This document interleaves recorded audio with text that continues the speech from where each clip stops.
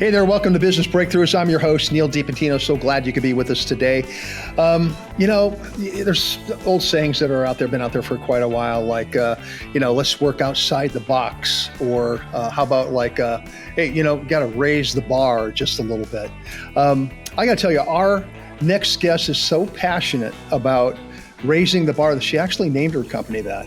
Our guest is a business consultant and coach, primarily has been in the fields of hospitality, healthcare, and education. She offers a wide variety of services to her clients.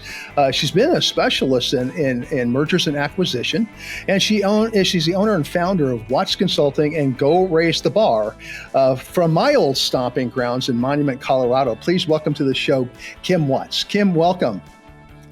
Thank you, Neal. I appreciate you having me on today. This is fantastic. Absolutely. We had quite the conversation before, we started the podcast. And, most importantly of all things, we are both Denver Bronco fans. So yes, we are. We know this is going to be the best podcast ever because, how could it not be, right? We bleed orange, but yeah, it's so great to meet you. And I really enjoyed the conversation we had before. And we're going to have a little bit of conversation about you. We're going to talk a little bit about some of the things that are going on in your life. We want to also talk about your business, and so we'll get into that in just a little bit. Before we get started with all that, though, Kim, why don't you tell us about yourself? Just give us a little idea of who Kim Watts is. Absolutely. Well, I started my journey in psychology. And when I realized I did not want to be sitting in an office all day listening to people who were challenged with their life, I went into the hospitality industry. And from there, I had the opportunity to join Disney or Brinker International, which is Chili's, or Rio Bravo, which was a mom and pop company out of Atlanta.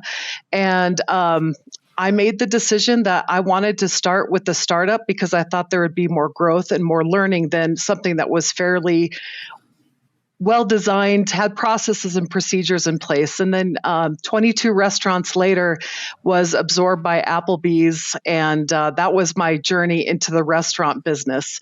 I met my husband from there. We had a couple of kids, and as people know, having children changes your life. One of my sons required early intervention.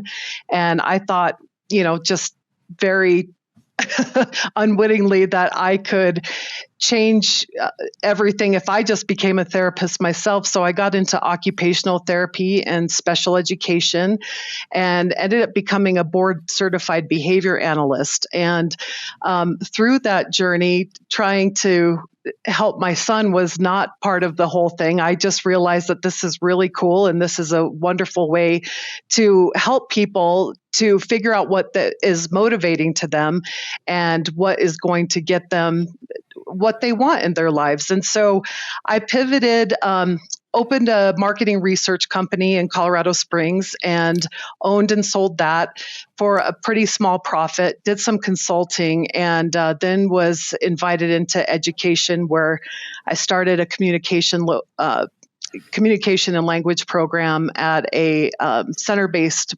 program here in Colorado Springs.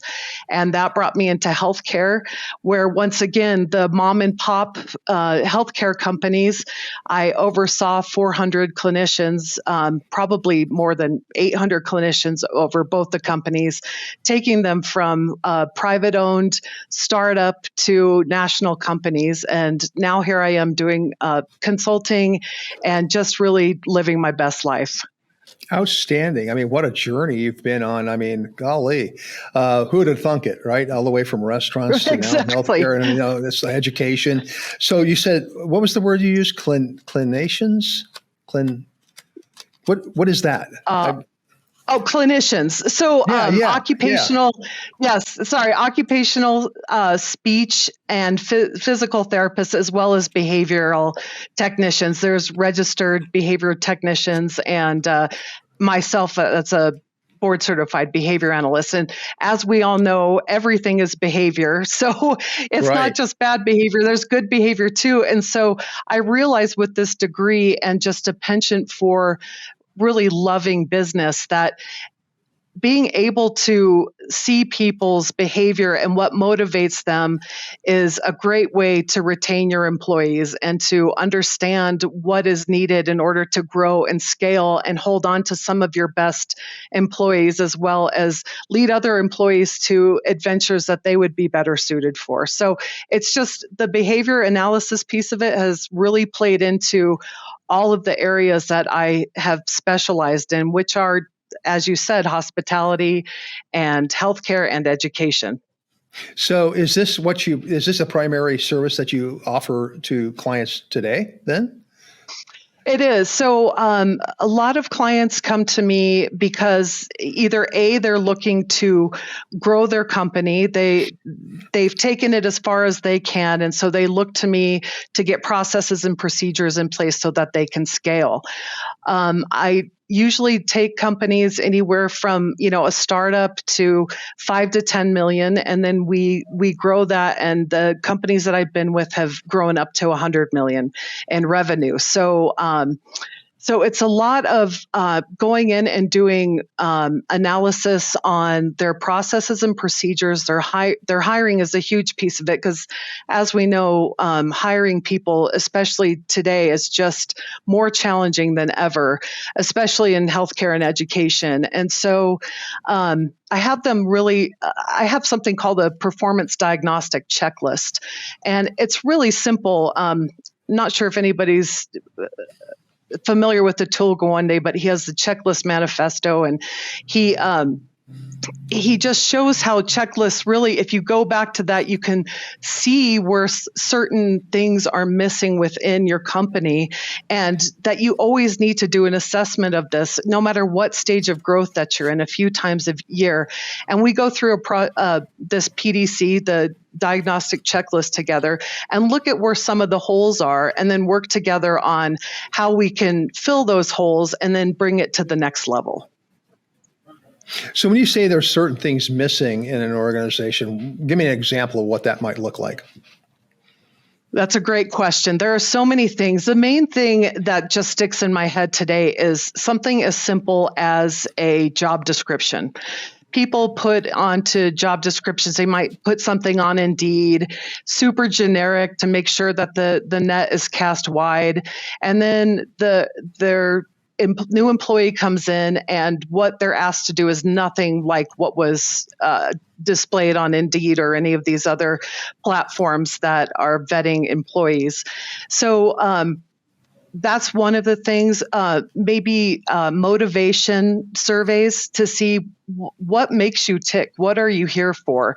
Is it money? Is it flexibility? Especially with the new workforce that we have these days, people are looking to work remotely. Is that going to be a possibility? Are there professional development opportunities available? And we also look at, what platforms are they using for billing or documentation? There are so many, depending on the industry, there are just so many different facets to business, as everybody who listens to your podcast knows. But when you are the one that has, gave birth to this company, it's hard to look back and see some of these big holes that are missing, either because you've been working your butt off because it becomes your life, right? Or you have lost touch because you've hired so many great people, or maybe not so great people, into your company that you've kind of lost touch as to what's happening. And we expose some of these things and see what's realistic and truly what is your number one pain here. And I believe that a lot of people have in mind, a lot of leaders have in mind what that number one pain is. But it usually, after going through this diagnostic checklist, it usually turns out to be something completely different.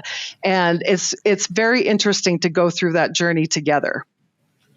I think that you mentioned that, business owners are really super busy. A lot of them are passionate. Their business becomes really a part of their life. But if it's a part of their life so much, then the health of their organization and their people should be a priority, right? Well, you would think so. And I think in their heart and in their mind, and especially at this time of year where everybody's like making an effort to get together, you go through the motions of that. But when you find out, when you really titrate into what those granular things are that people are wanting in their lives, which change, they change on a year to year basis. You know, if you're fresh out of college, you may have you may want to travel and still have somewhat of a life. If you're a new parent, you may want flexibility on, to be able to take care of your child up to retirement. Maybe, you want to have a lot more volunteer opportunities. So it's just keeping the pulse on your people and making sure that it's not just an anecdotal story about what you think that but behavior analysis, and specifically organizational behavior management, which is what I specialize in, takes data on a lot of these things so that it brings to the forefront what are you doing? What are you looking at? Are you actually looking at these things? Or are you just telling me that you're looking at these things?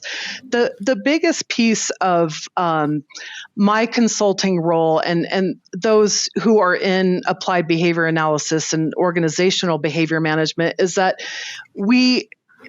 I see a lot of places come in. A lot of consultants come in and they get super excited and they get the team together and everybody's a big rah rah. And then a couple weeks later, that energy's still there, and then it dissipates. And then a few months later, all they had was some really expensive people come in, and they don't really have anything to show for it, or they don't really remember what happened. Where we come in, and we do this checklist and we start collecting data on some of these pain points. And this is how we also find out, is this truly your pain point, or was it something else? We put interventions into place in order to help with, turnover, retention, profitability, capacity, whatever it may be. And then we stay with them until that goal is reached, and we keep checking in. And the nice thing about it is we can check in remotely, so we don't have to be too overtly involved in everything, which, one of my favorite movies is, sorry, my PC is getting low here. And so this is part of the gig. My bad. I just want to make sure that excellent. Okay, so you've given us some really great information, and it sounds to me, and I'm from what I'm hearing within this organization, there's really not a cookie cutter approach to this. This is more individualized. Are you dealing with individual employees, individual leaders? How does that really work? That's a fantastic question. And I think I got this out of education, but this universal design that, that we need to do a one-size-fits-all approach is not the way that we work at all. It is very individualized, and we work either with individuals. I do mentoring of leaders, especially new leaders who may have come up through, the pandemic, and now they're actually having to interact with people. So I work directly with leaders. I work with whole teams. I work with whole companies. I bring in other companies when it is out of my scope. Such as, the financial pieces of it. I can look at a P&L and dashboards all day long, but I want to get some good, I will refer out to somebody who can help with some of those other pieces. But we look at the health of the company in its entirety, and then plug in the interventions as needed where they are. And I'd like to think of that coming also from my, special education background, where they had individual education plans, and really making sure that it's something that fits and that you have the participation of the company, the person, the team involved with making those decisions. Because as we know from the past, where everything was just you just lectured to people how things were done, and then, they would get done out of fear or, whatever it may be. These days, people really want to be bought into it. And the best way to get buy-in is to have everybody be involved. Yeah, individualizing it. I can imagine. I've obviously sat into a lot of those kind of meetings in my years especially in corporate America and everything. And you have a speaker come in, and you're pretty excited about it. When you leave, you pretty much forget everything they said. And then also, it's like then the grumbling starts. It's like, well, we just wasted 2 hours purpose of our lives? Why are we here? And then, even the people who are excited about it now, they start grumbling, and it's just like a downward spiral. So I really like Right. the individualized approach. I think that really helps, businesses, and I think helps business owners as well. Now, you talked about like finding holes in their plans and their business and everything, the missing ingredients. So now that you've identified some of the missing ingredients, what's the next step? What do you do? How do you proceed? Do you actually do the work, or do you just provide them with the information they need so they do it on their own and keep them accountable for it? Well, there's a little bit of both, and it depends on the level of intervention that the company is seeking. So if they just want that we work together on a high level plan, and then we take data, and the data collection all comes back through me. So I give them the data collection tools, and then I'm able to see the health of the company, the health of the particular intervention that we're looking at. And then we have weekly meetings to, maybe monthly meetings, depending on if I'm starting to back out of the plan and they're seeing progress. But then I have meetings with the stakeholders, and we see where we are and see if we need to pivot the intervention, or if we need to just keep going with status quo, or are we ready to start phasing out because we're starting to meet our goals, which is of course the plan for everybody.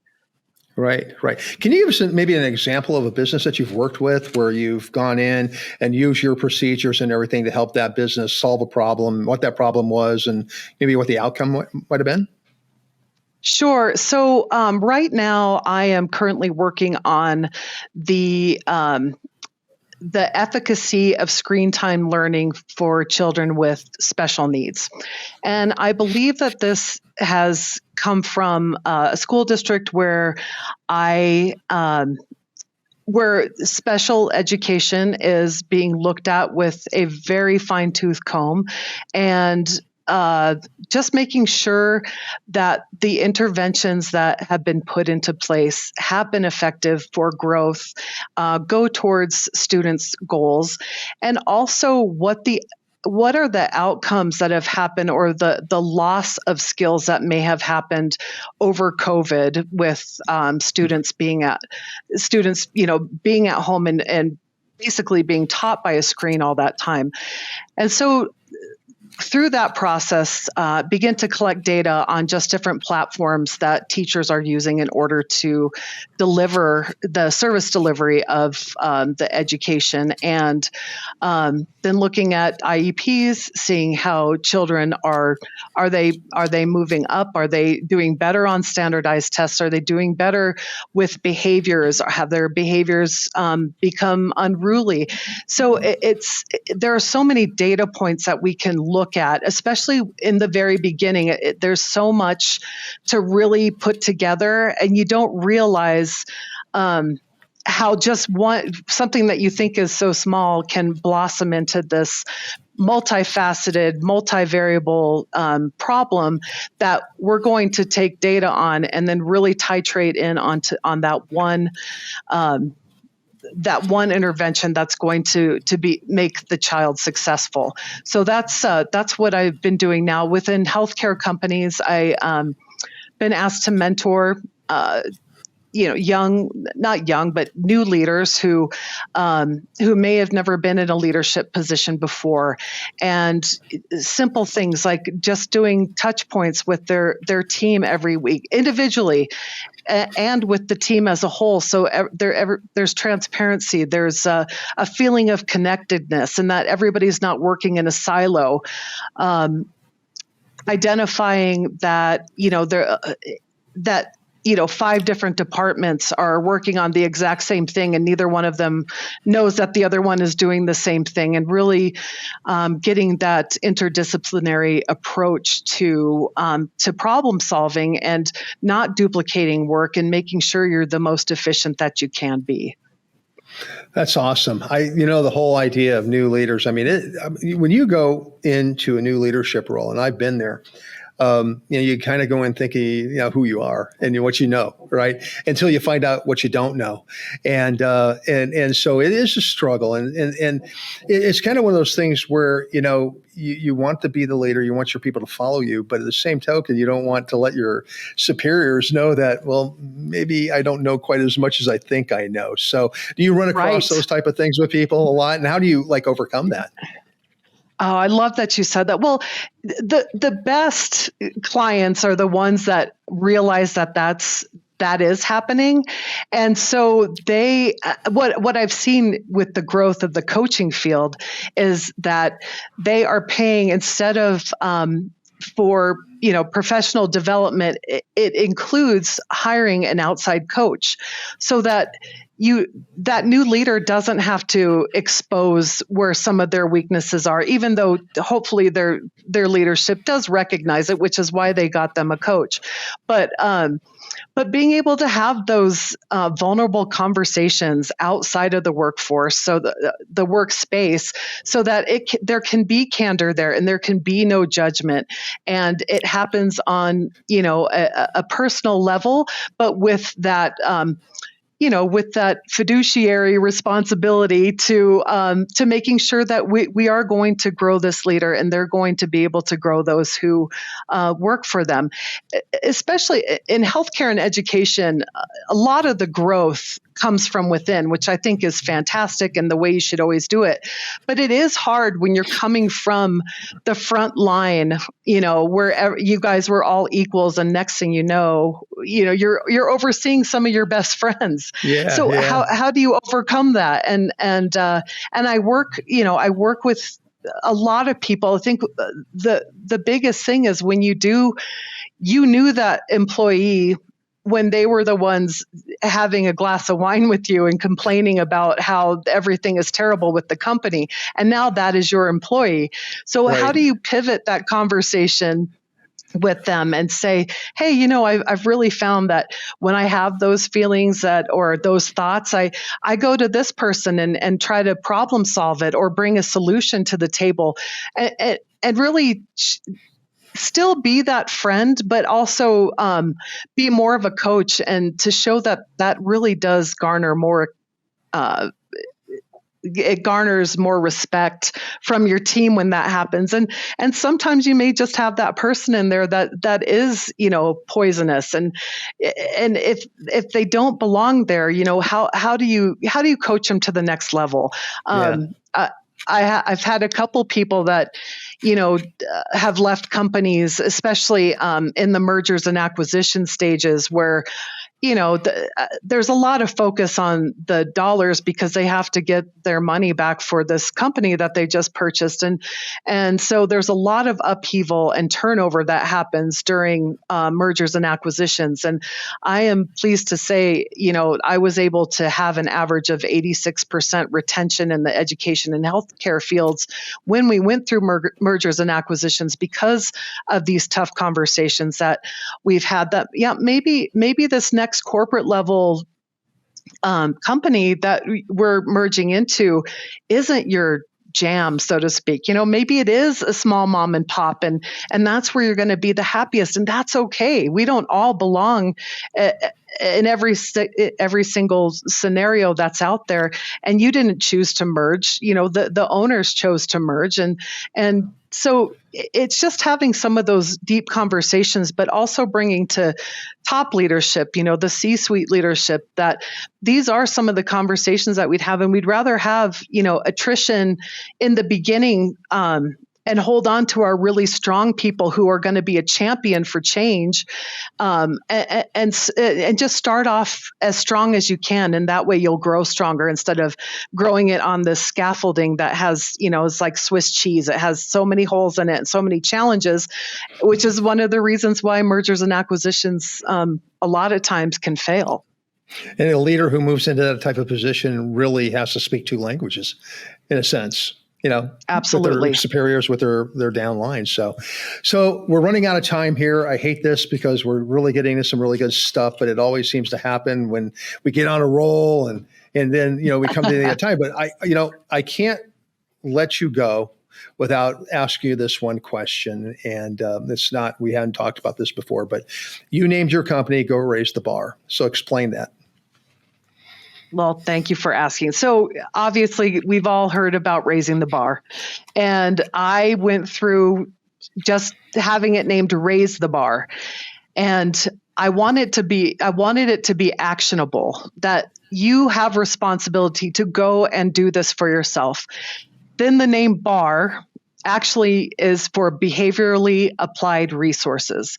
So when you come to Go Raise the Bar, I'm going to show you for your particular goals and aspirations what that can look like. And then we're going to apply resources such as checklists, data tracking, whatever it may be to get you to that next level. So there's no excuses for you to say, I paid Kim all this money to do this for me, and it just didn't work. All we did was talk. Well, I don't just talk. I don't just give, handouts or do one speech. I'm there for you, and our team is there to hold your hand through the entire process until you feel like you've reached where you want to be. And that, once again, that goes for individuals. I work with a lot of college new grads. They come to me for a mentorship for 6 months just to be able to have those candid conversations outside, and then mentoring within the businesses, individuals, teams, whole companies. So that's where Go Raise the Bar came from, and we really dive deep and we stick with you until the very end. I love it. Hey, we're at the end of our time here. Any final thoughts you'd like to leave our audience with? No, I have a passion for business, and I have a passion for helping people, anybody who wants to improve themselves. And on a bigger scale, that hospitality, education, and healthcare fields are the ones that I've grown into multi-million-dollar companies. I've stood alongside many leaders with that, and I'm happy to do that for anybody. So please reach out. And how do we do that, Kim? Well, goraisethebar.com is my website. And from there, I'm also on LinkedIn. So you can set up a free, just a discovery call with me, talk for 30 minutes. Just want to pick my brain.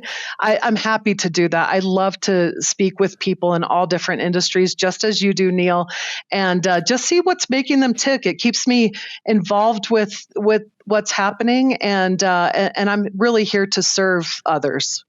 Fantastic. Thank you so much, Kim. Kim, you are a wonderful guest. I really appreciate you being on the show. And folks, that is all we have for today. That is our show for today. So glad you could be with us. Business Breakthrough is sponsored by Titan Media Works. Check us out at titanmediaworks.com. That's work spelled WORX. And check out all of our great hosts, our other great hosts, on the Small Business Delivered Network at smallbusinessdelivered.com. Until next time, have a great day. Talk to you soon.